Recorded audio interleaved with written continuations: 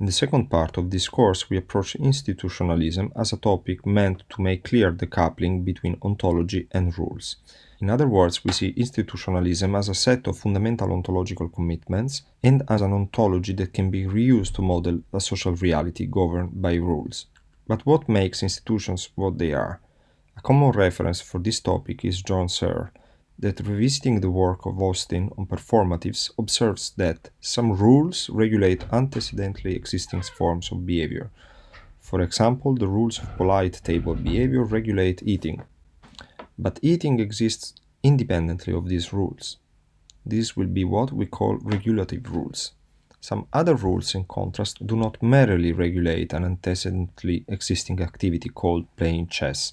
They, as it were, create the possibility of or define that activity. The activity of playing chess is constituted by action in accordance with these rules. Chess has no existence apart from these rules. The activity of playing chess cannot even exist if there are no rule of chess. And clearly, this is the same for any game in which players do actions, gain, lose points, and win or lose a match. But we can go even farther. The institutions of marriage, money, and promising are like the institutions of baseball and chess, in that they are systems of such constitutive rules or conventions. Essentially, a good deal of our personal interactions with other people is based upon rules that define the meaning of the very activity in which we have been involved with. In the classic Searle's account, a constitutive rule can be written in the form XYC. X counts as Y in the context C. A constitutive rule is therefore a rule which transforms a brute fact, that is, a fact belonging to a brute reality, or more generally a non-institutional or extra-institutional reality, into an institutional fact, that is, a fact belonging to an institutional reality. The brute fact, which is transformed into something else, is called constitutive fact. A regulative rule, instead, is a rule in the form X or YX, do X, or if Y, do X. Returning to our picture, regulative rules are about behavior that eventually occurs in the real world. Relating to Searle's account, X is a brute or extra-institutional fact. Y is an institutional one. Y has required at certain points some institutional machinery to be constructed. Tautologically, if you have the duty to do X, do X. This duty has been created by some institutional machinery. So, as a summary, constitutive rules link a constitutive base in brute reality to institutional facts. They typically do not say explicitly the direction of implication. You need to use common sense to interpret it. Implicitly, constitutive rules require an intentional act, as for instance in some cases a written declaration of will. As all rules, they are divisible. There may be exceptions to the rule. A few examples now. Raising hands counts as a bid. Pushing a button counts as a bid. Bids are made on paper only. Let us focus only on the first. The most direct interpretation of the rule is as sufficient condition. Raising a hand counts as a bid. If you raise your hand, a bid is created. But it can be also described as a necessary condition, as raise your hand if you make a bid. If you don't raise your hand, you definitely won't make a bid. It may be that there is some other implicit condition which plays a role. In the necessary and sufficient writing, we are sure that we achieve the results, and that there is no other mean to do it. Necessary and sufficient condition. If and only if you raise your hand, you make a bid. Indrix clarified much further Searle's account, observing that constitutive rules fall under a XYZ scheme.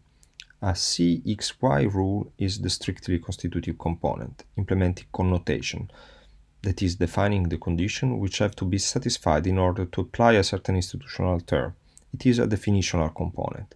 YZ rule specifies the regulative meaning of what defined before this is the import. For instance, marriage, which would correspond to the institutional term Y, comes with certain rights and duties, which would be the Z.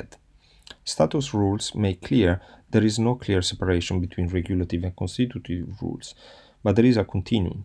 The status function is ontological, exists as much as institutions exist, and it is part of the shared conceptualization that we use to interpret the world. People and objects can be loaded with status functions. Typical examples are crowns of kings, scepters, as those necessary for the pharaoh to govern the high and low Egypt, imperial staffs, Native American headgears. Status functions makes things exist in social reality. However, it does not exist out there as, for instance, the rain or the sun. It requires recognition and acceptance. We can finally reach a systems view on institutions. An institution is a collective intentional entity, an entity that exists because a collective, that is, a group of natural persons, recognizes and intends its existence. The coordination that an institution sets up can be seen as an intentional commitment. In the same sense, we say with the example of the dentist some time ago. Foreseeable consequences, even if not intended, become part of the intention. If we look at institutions as systems, we need to define the system's components and system behavior. People change, generations pass across, therefore they cannot be the maintaining structure of an institution. The structure of an institution are the institutional facts that make it up, and the institutional rules that constrain what fact the institution can take on. In terms of dynamics, the mechanism producing change are the constitutive rules that specify what external event constitutes or counts as an institutional fact, and therefore changes the institution. Institutions may be very similar in terms of mechanism, but may share not the same constituting base. It is not the phrasing that matters, but who is recognizing. So even if two institutions are the same in functional or even operational terms, they could not recognize each other's facts, typically for a matter of identities of party involved. For instance, a fake Rolex, even if it is just the same as a true Rolex, still it is not a Rolex. Constitutive rules also change along with the institution, but it is important to understand that there is no institution without constitutive rules. The institution would otherwise be inert, with no feedback whatsoever on the extra-institutional world. Let us consider two examples. Imagine that A and B have completely different immigration laws, but one has open borders with respect to the other. They could recognize each other's judgments on who should be allowed to stay or remain. This could also happen, for instance, for marriage certificates, with the funny situation in which one country accepts polygamy and for the other one, polygamy is a crime. An opposite example is that of two countries that share a very similar institutional structure, but they are in a close border situation one with the other. A and C may have the same procedures, but A may not accept any certificate produced by C. This could go up to accusing C to have dysfunctional institutions. In both cases, it is a matter of recognition. Country A has interest in recognizing country B, for instance for economic interests, historical reasons, or geopolitical alliances. In the second case, may happen for instance if A and C were in a colonial relationships historically. So there is still a matter of conflicting identity to be solved. And with these examples, we close this week's seminar. Please do not hesitate to use the discussion boards or to write me if you have any questions.